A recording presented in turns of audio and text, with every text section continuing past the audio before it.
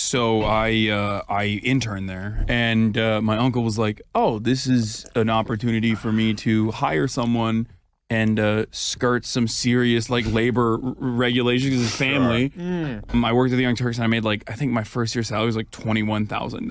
You're gonna do Facebook? Well, that's because your uncle was letting everybody steal your sales deals. Too. That's true. His uncle would like let him massage a sales deal to the last thing, then someone would swoop it and close it and take the commission. Oh, shit. Yeah.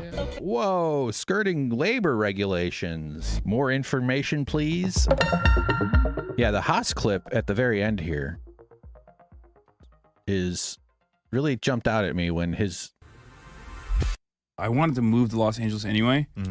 And my uncle was like, "Oh, this is an opportunity for me to hire someone and skirt some serious like labor regulations with his family."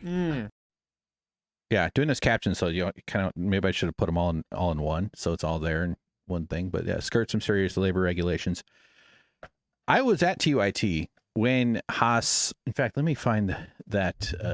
So I was working at TYT when he first showed up. Like, nobody had ever seen him before. He wasn't the Haas that you know of. He wasn't the guy with all a million parasocial relationships who, you know, is all over the news and makes millions of dollars on Twitch and does good work. I actually never would have predicted that he would have become like, you know, such a prominent figure on the left and in the socialist circles that he runs. And he gets criticized very intensely.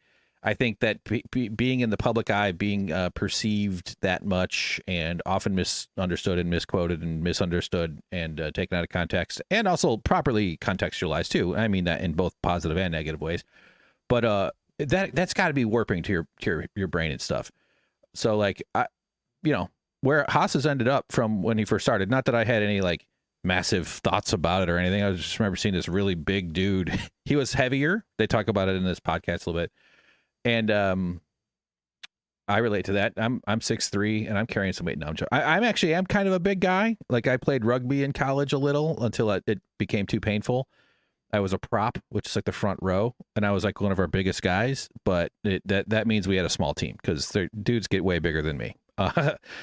And so Haas is like, he makes me feel small. He's huge. He really is like a weird G.I. Joe figure guy. We make fun of his head, as you've seen the nepotism joke. And don't worry, hungry capitalists. Socialist content is a proven moneymaker. Just ask the himbo-in-chief himself, the internet's top stream boy, where no take is too hot, no shoulders too big, no foe too paw, the socialist with the mostolist, TYT's former head of the nepotism department, Haas Russert. Haas, buy TYT, make it a co-op. Buy TYT, make it a co-op. This is you talking from your dreams. Buy TYT, make it a co-op. This is you talking from your dreams. Haas, buy TYT, make it a co-op. You're dreaming, Haas. Buy it. Buy it. Buy it. That's just designed to try to get into his audience so that eventually he sees this. But he doesn't. His head is actually kind of large for a person, but his shoulders are just enormous. He's got this V. Yeah. So like, what am I getting on about that? But so the first time I saw Haas, I was like, oh, who the hell fuck is that guy? He's like big, and because he's like 6'5", 6'6" or something. And there was two dudes. And it was like Cenk's nephews, Haas's brother, I think. That was like 20, you know, probably late 2013-ish, maybe 2014 era. Actually, you know, we can jump back here. Let's we'll come back to that. Where is it? A lot of times when I scrub this, I don't even know where the hell anything is. You'd think I would have it all like perfect. There you go. This stuff. There it is. Cenk's employment practices were Back up. was not surprised that working conditions. I just did this legend here like the other day, yesterday. Axe sausage. So this whole thing, in fact, let's back up a little more. Yeah. Okay. So this is the time which I first started working for TYT. And I definitely wasn't thinking when I moved to LA. I certainly wasn't thinking that eventually I'd go from selling my business, upending my stand-up career, thinking I was moving to LA to like maybe do some good work for the progressive movement and hopefully build out a comedy career. I moved way too early. I was starting to see, I'm getting sidetracked here, but I think if I stayed in Chicago, I was starting to climb up the system there. Not that there's a rigid system, but like I was starting to get noticed a little bit by bookers at club. Like I think I would have developed into like a Midwestern regionally decent comedian in the Midwest. I still had room to grow, but I was showing some abilities. I really love being on stage. I'm much more comfortable standing on stage talking than sitting in the audience, which is probably a sign of some sort of psychopathy. But not really. I'm autistic as fuck. I want to be in control of shit. Not that that's what autism means, but like, yeah, being on stage makes me okay. All right, sorry. Okay, so fuck. Haas showed up somewhere around this time in this purple area back there. The freelance thing was, so I eventually was doing publishing, meaning I was writing headlines and stuff. And then that they didn't have anybody to do it, so I did it for freelance for a little while after I quit. But yeah, that's when Haas first showed up. I can get back into more of this. This is the Jimmy Dore period. I also did a couple of little freelance things for TYT around here. And I guess technically in 2016, I was also getting paid by TYT because Jimmy and TYT are still buddies. And so like we did some field shooting when we went to the Bernie Sanders. So like in it, you know, they paid me a little bit for some of that work because it was for TYT, you know. So this part with Haas, I'll probably maybe I should go into a more deeper dive on this eventually someday. I'm not trying to spill any tea about Haas. It really isn't. I'm not even trying. I don't have it. It's just that I saw him when he didn't even do bro tips. Like when he was just like visiting his uncle. He was just this guy. He looked like a young person. Larger people, I think we tend to think are like older. Not that I was like, that guy's old, but you know, it's hard to be like, oh, that guy's a kid when he's like 20 and he's like fucking huge. So then he started doing sales, and he talks about that in this video here. So kind of wanted to get into that a little bit. But when I found this, and I wasn't watching every single Haas interview in the world, I just looked, I kind of like, yeah, you can do these transcription searches and look for keywords and then see if anything jumps out. So this is but I have spent a lot of time watching a lot of this stuff. But part of the years of work with this whole thing was doing this kind of research. Is just kind of like hunting the internet. And during the pandemic, and I'm kind of a shut in anyway, and I've been in a mental state too, where I like being in the world is very challenging. That's still very true. I'm beat up by just going to the grocery store. But let's listen to this. So I interned there, and I wanted to move to Los Angeles anyway. Mm-hmm. And my uncle was like, "Oh, this is an opportunity for me to hire someone and skirt some serious like labor regulations in his family." Like I was living in the kitchen of a frat house. Yep. Because like LA real estate is insane, as you guys know. And his pit bull Fish lived in your closet on the floor. I remember that. Yep, I remember Fish. He would bring Fish to the office. Could have been better about picking up the poop, Haas. By the way, Haas, you want a cat? Anybody in LA want a cat? I have a beautiful cat. I'm trying to get rid of a cat. I'm not good about picking up poop either, so I totally get it. No, he seems like a good. I know he has his dog and stuff. He's a good guy. But yeah, so Haas was around TYT, and he gets into the ad sales job that he had, and it always seemed like, I mean, everybody knows that he's the boss's nephew. Like the nepotism is obvious, but it's also like, fine. I would take the nepotism too if I were in his position. Like, what? I don't think you can necessarily fault him for that at all. He's made a lot out of it. He's done really well. I would actually love to eventually have a conversation with him because, like, he knows me. Like, he might know my name, but he knows who I am. Like, he's definitely like would come up to me at TYT because he knew I was he knew I was a stand-up comedian. And he was like an aspiring, I don't know what his exact plans were, but, you know, at that age, at early 20s, no, you know, it's okay for someone to be like nebulously interested and just not even sure what the hell they're even, but just sort of sniffing an instinct of theirs, you know, like following their nose a little. He'd be like, oh, you're comedy. And like, he wasn't being a dick about it. Because when you do stand up, guys who think they're funny always love to kind of come up to you and like, kind of like, feel out funny. They try to sort of be funny. They try to kind of ask about it. They might have a joke they want to tell. And he was doing that. And it was like a benign version of that. That can be kind of obnoxious a little bit too, but it's not. With him, I was like, well, yeah, you know, because I was like really confident doing comedy. Like when you do stand-up comedy a bunch and someone comes up to talk about comedy, you're like, yeah, I'm a fucking, like, I do comedy. Like even at a low level of it, like, yeah, I've given like over 1,000 public speeches where the intention was that people are supposed to laugh at what I say. And many of those I didn't get any laughs, but oftentimes I did. But so we would talk about comedy every once in a while, occasionally, and it wasn't long conversations, but I could tell he was interested. And so I wasn't surprised when he started doing his own videos, but he had support. He had like help. You know, there was a producer that was there. So he got a lot of practice in a media environment that might not have been as accessible to him if his uncle wasn't the owner of a media company. So I don't fault him for doing that. And then he created, so he's going to get into it a little bit here. But when I saw this, I would like, if I do get to have a conversation with him, I would like to be like, your career is built on the labor of the people in this union. It's not just like a hypothetical. It's like literally directly the labor, the work of the people. There's so many talented people I know, including me, but not just me, who worked super hard on his breakdown videos to make them good. And I did some of his breakdown videos. So like, you know, I don't think he necessarily owes them anything, although he should write a huge check to the primary editor. That would be cool. Just, you know, throw somebody $300,000, just a tiny percentage of your fortune. That'd be awesome. Because truly but nevertheless, it's a fair thing to point out. And I wish that there was more acknowledgement that this union busting and the people in this union who his uncle attacked and smeared should be defended. And I think he did call out Cenk. I have heard him talk to Cenk on his like Thanksgiving streams where Cenk is over at the house and they do like a thing and they argue about crime or something like that. And they get into some topics and things. And those are somewhat interesting. Cenk only brought up the union busting and Haas said, yeah, and I called you out for it at the time. Anyway, people still think I'm anti-union, even though we literally have a union at TYT.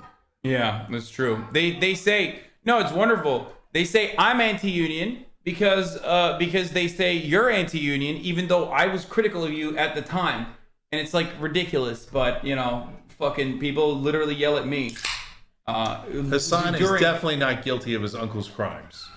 Let's put it that way. Besides which, we have a union, and they ratified, by the way, unanimously, which almost never happens, because we have awesome benefits. Yeah. So, but I've never been able to find the video of whatever Haas said about Cenk in 2020 about the union busting. So I don't know to what extent it was. I expect that he probably did. I'm not saying he made that up or anything, but like I'd like to find that if I could. But these are like this union though. These people are his literal foundation of labor. And as a person with socialist principles, he should be acknowledging that more clearly, I think. I'm not one of those that calls out people who make money in doing, you know, we need wealthy people. Wealth. The whole philosophical concept of wealth drives me absolutely bonkers. But we do. It's fine. It's fine for people to have money. We live in a world with money. We live in a world with stuff. And any one person isn't moving the needles very much. He moves the needle more than most people, for sure. He does a lot of fundraising. He shows up. He did a lot of good stuff around the IATSE writer strike, the SAG-AFTRA strike. He just recently was turning up at the student rallies for the pro-Palestine stuff, for the anti-genocide rallies and stuff. So, like, could it be better? Yeah, fine, sure. But it could it be a fuck ton worse? Could he just have become some manosphere douchebag on the internet? Absolutely, and he didn't. You know, and frankly, we need some attractive men to pull people on our side. That's why me and Haas should do a show. The Attractive Socialists, we'll call it. We'll call it The Hank and the Hunk, or The Incredible Hank, The Incredible Sulk, and okay, I'm going off. So, what the fuck am I getting at? This is High Podcast, by the way, everybody. Sorry about that.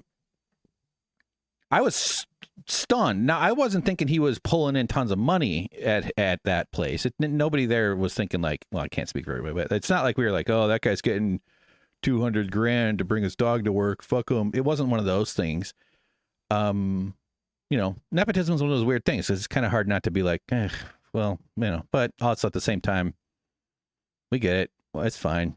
You know, it's okay. People in their early 20s are awkward. That's when he did bro tips, which where Cenk refers to, this is stuff I edited just like the other week. Yeah, right here. Young Haas. And Cenk brags that he did dirty things in the car he's trying to sell. Oh, you know what else happened inside here? Dirty things. No, I'm kidding. Nothing like, hey, I had sex in my car. Do you want to buy it?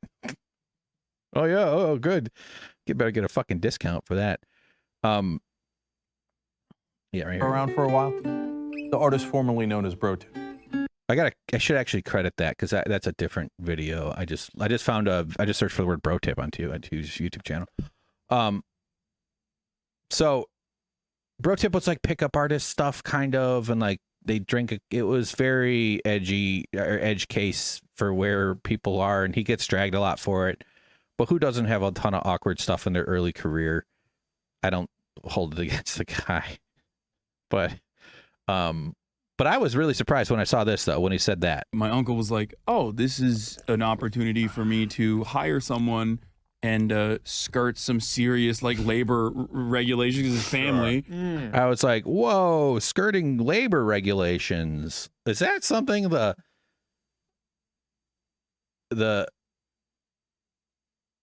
a person who runs," I'm choosing my words very carefully, the person who runs the home of progressives would do?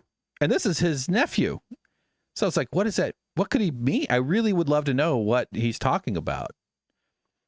Was it like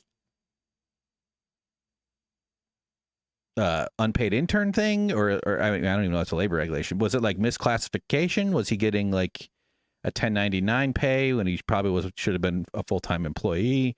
Was it, you know, that's like that independent contractor thing that you hear about sometimes? Was it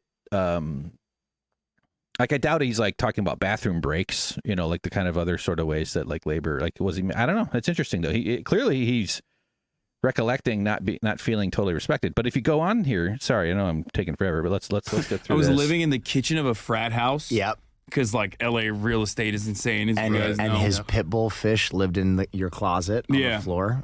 So I don't know Will Neff well. Apparently has a pretty successful podcast, but these guys are obviously pretty close. They tell a story about like they've been friends for like 10 years. So I think they live together. They're bros, you know, like Jimmy and Cenk. That. I was basically just like living out of a frat house kitchen. Like the chef's quarters there. We used to bribe our way into nightclubs with pepperoni pizza. That's true. We did do that. Yeah. And I worked at the Young Turks, and I made like, I think my first year salary was like $21,000. Like it was under the. That's like this. I got money back from the government. Like the government was like. I've made way less than that in the last couple of years. Way fucking less than 21.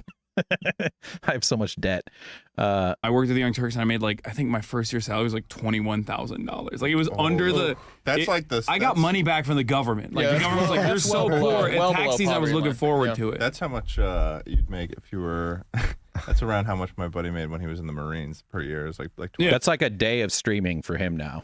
Maybe, I don't know, maybe more, maybe less. But yeah, he makes so much. I know that number bounces around, and Jeff Bezos gets a nice bite out of it, but Haas pulls in a lot of money off of Twitch and other things. But yeah, $21,000 his first year. So it's hard to live on LA on little money. I was making, as I said in the video, $21.63, and with overtime, I think I pulled in like 45 or so.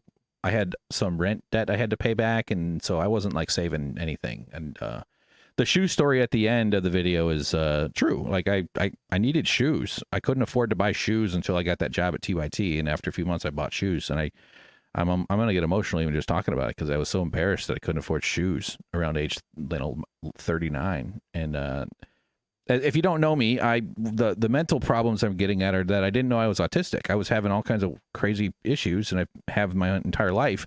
But they were getting worse, and things were getting weird, and I didn't understand, and I didn't even. That's a whole nother thing. So yeah, okay, let's keep going though. There's a little bit more to this. That's fascinating. Yeah. 1,000. Yeah, he's like, well, at least with the Marines, like, I mean, you get room and board, you know. Exactly. So I had to make my own accommodations, but that's how I started. Because so he couldn't afford to pay to live anywhere. He's sleeping on the floor somewhere, and this guy comes from a wealthy family. Like that whole family, they got he falls in that category.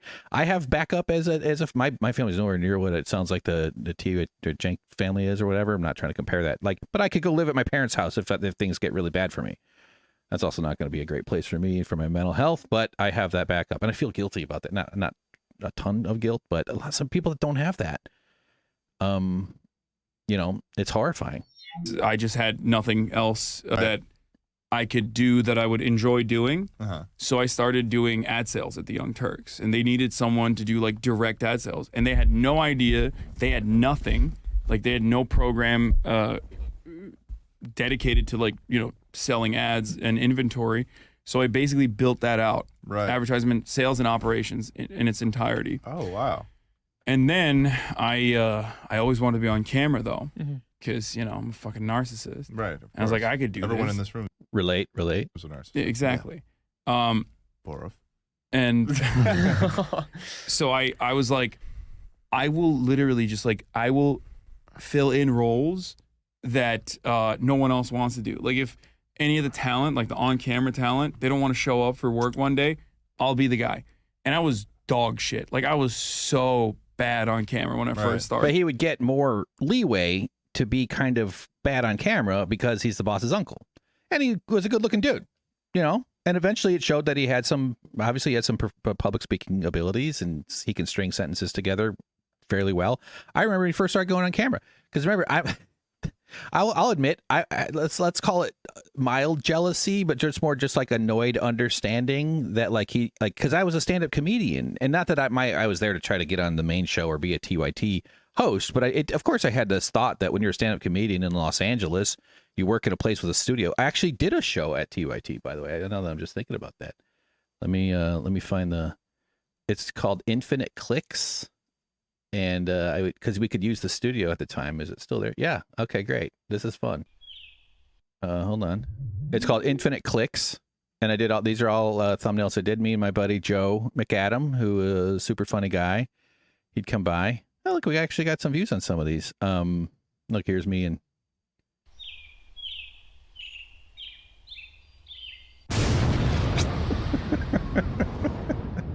Hey everybody, big news out of Catland. Saber-toothed tigers. What was that big saber tooth for? Well, we finally have an answer. Are you guys excited to find out? I ask this question once a week. Yeah. Me too. And finally. So, no one could figure out what these big teeth were for because it was obvious that they couldn't open their mouths. If I had to guess, the biting. latest research. No, it's not. It was often suggested for intimidation mostly. Okay. I don't actually. I just made that up. No, I can see that. I can see it too, but you see that hoodie I'm wearing? That's hanging on the wall back there. See it on the door? I don't want to go too far to show you the mess. That's the same fucking shirt. I was so thin and handsome compared to what I am now. Now that this video's out, I got to do a big push to get healthy. I've been just like rocking my fucking, I've been like just biting years off the end of my life with the way I've been eating and not exercising. I'd go for walks occasionally. It's chasing around squirrels. Squirrels don't get intimidated. They get scared or they get comfortable. I would say it might be for mating. Yeah. Like Pinning down a with mate. the latest research, they used some advanced computer modeling. What actually they figured out is that there's a different point in the jaw where it rotates. So it really was opening its mouth quite large, quite high. At least I think so. I didn't really read the article. So it was for biting. Yeah. So here's the thing. They said that the original model for how it opened and shut its teeth, those teeth would get in the way, and that'd be all messed up. They said there's no way that would be used for biting and chewing. But what they said instead is that they used it like a can opener. Yeah. Where it would just use its lower jaw to anchor, and then it would bend its neck up in order to thrust those down into the animal that it was hunting for the kill. Pretty brutal. Yeah, and then in that case, it would then rotate in a perfect 360-degree circle around the animal, creating a perfect lid. In which case, it would peel it then off feast upon and then its loin. eat all the Goya beans inside.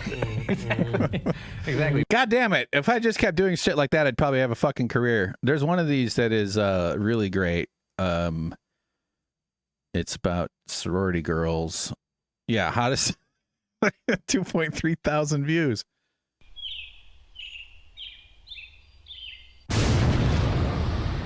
That's a great intro. Come on.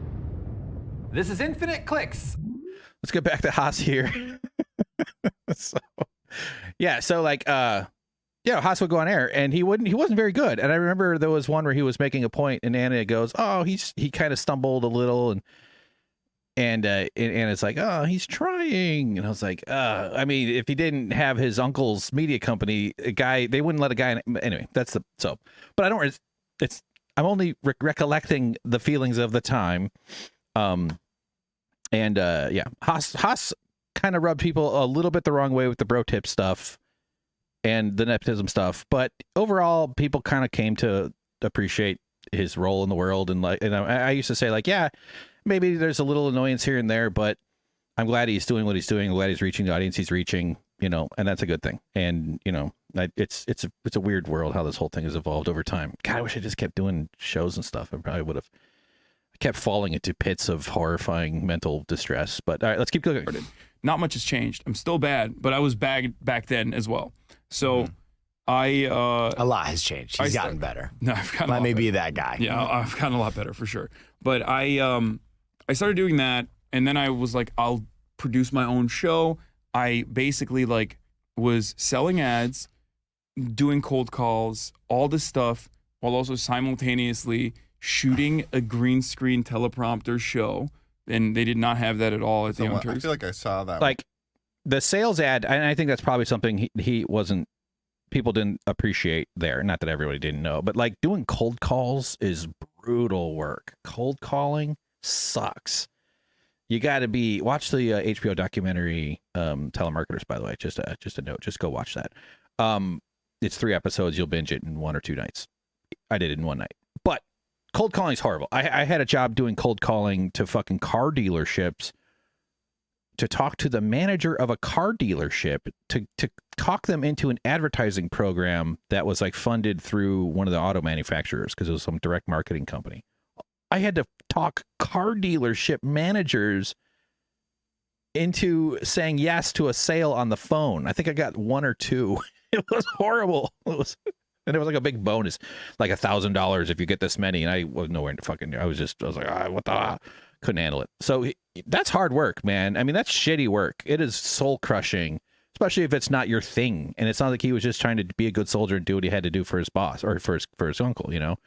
So I gotta respect that. And I don't know what his record of sales was or anything like that. I have no idea. But let's see. Out of a closet. Yeah. That was in a closet. That was a one fucking with a white background. Yeah, that was a utility closet that we turned into a studio basically. Wow. And then it popped off because I got on Facebook and they were like, "You're just gonna do all of our Facebook stuff. Wow. Like you're demoted.